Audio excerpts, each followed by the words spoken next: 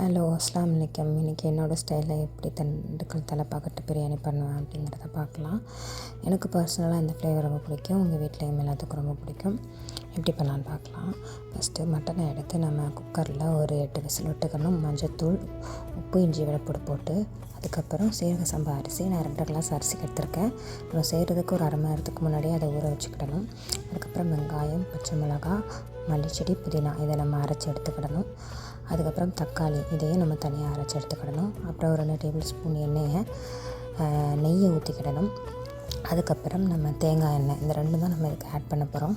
அதுக்கப்புறம் என்ன நம்ம அரைச்சி வச்சுருந்தோம்ல வெங்காயம், மல்லிச்செடி, புதினா, பச்சை மிளகாய் அந்த 3த்தையும் நம்ம நல்லா எண்ணெயில் போட்டு நல்லா இந்த மாதிரி வதங்குற அளவுக்கு எடுத்துக்கிடணும். அது கொஞ்சம் நல்லா வதங்கி வந்ததுக்கப்புறம் நம்ம கரம் மசாலா, பட்டை, கிராம்பு, ஏலக்காய் இதுதான் இதுக்கு மெயினே ஒரு இன்க்ரீடியன்ட். மற்றபடி வேறு எந்த மசாலாவும் இதுக்கு அந்தளவுக்கு ஒரு டாமினேஷன் அளவுக்கு இருக்காது. மெயின் சொல்கிறது இந்த மசாலா தான். இந்த கரம் மசாலா போட்டதுக்கப்புறம் நம்ம தக்காளி போட்டுக்கணும். தக்காளி போட்டுட்டு இந்த ஸ்டேஜில் கொஞ்சம் உப்பு போட்டுட்டு வத்தப்பொடி போட்டுட்டு நல்லா கிண்டி விட்டுக்கிடணும். அதுக்கப்புறம் அது நல்லா சுருளை வந்து நல்லா வெந்து வந்ததுக்கப்புறம் கொஞ்சம் நம்ம மல்லித்தூள் ஆட் பண்ணிக்கிட்டோம். அதுக்கப்புறம் நம்ம வேக வச்ச மட்டன் இருக்குல்ல, அந்த மட்டனை நம்ம ஆட் பண்ணிவிட்டு நல்லா அந்த மட்டனில் இருக்கிற அந்த தண்ணி நல்லா இறங்குற அளவுக்கு நல்லா கிண்டி கொண்டு வரணும். அதுக்கப்புறம் நம்ம தயிர் ஆட் பண்ணிக்கிட்டு கொஞ்சோண்டு தண்ணி ஆட் பண்ணி மூடி வச்சுட்டா இந்த எண்ணெய் பிரிஞ்சு வர அளவுக்கு வந்தாலே போதும். அதுக்கப்புறம் என்ன பண்ணேன்னா அளவு தண்ணி ஊற்றிக்கிடணும். அளவு தண்ணி எவ்வளோன்னா நம்ம 2 கிளாஸ் அரிசி எடுத்துருக்கோம் அப்படின்னா 1க்கு 1.5 அளவுக்கு நம்ம ஊற்றிக்கிடணும். 1 கூட ஊற்றிக்கிடலாம்.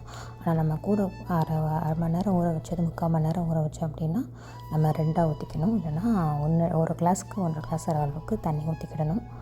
ஊற்றிட்டு நல்லா தம் போட்டு இறக்குனா என்னோடய ஸ்டைலில் சிக்கன் பிரியாணி ரெடி. தம் எப்படின்னா நான் அரிசிக்கு மேலே தண்ணி வந்த உடனே இந்த மாதிரி பேப்பர் போட்டுட்டு ஃபாயிலிங் பேப்பர் போட்டுட்டு மேலே ஒரு வெயிட் வச்சுருவேன். கீழே தோசைக்கல் எதுவுமே வைக்க மாட்டேன். வெறுமனையாக சிம்மில் இருக்கலே லோ சிம்மில் வச்சுட்டு 20 மினிட்ஸ் மேக்ஸிமம் 20 மினிட்ஸ் அவ்வளோதான். சிக்கன் பிரியாணி நல்லா ரெடி ஆயிடும். அதுக்கப்புறம் என்னோடய ஸ்டைலில் சிக்கன் 65 மசாலா ஃப்ரை பண்ணிவிட்டு அதுக்கப்புறம் எக்கு பாயில் பண்ணிவிட்டு ரைத்தா வச்சுட்டு அன்றைக்குள்ளே சாப்பாடு அல்ஹம்துலில்லாஹ் நல்லபடியாக முடிஞ்சுது. ஃப்ரைடே தான் எப்போவும் இங்கே வீக்கெண்ட் நோன்பு டைம் அப்படிங்கிறனால தேர்ஸ்டே நைட் நல்லபடியாக அந்த பிரியாணியை செஞ்சு அல்ஹம்துலில்லாஹ் நல்லபடியாக சாப்பிட்டாச்சு. பர்சனலி எனக்கு ரொம்ப பிடிச்ச ஒரு ஸ்டைல் ஆஃப் பிரியாணி இது. எனக்கு ஆம்பூர் ஸ்டைல் நம்ம நார்மலாக செய்கிற ஸ்டைல் எல்லாத்தையும் விட ரொம்ப பிடிக்கும். நீங்களும் ஒரு தடவை ட்ரை பண்ணி பாருங்கள். தேங்க்யூ.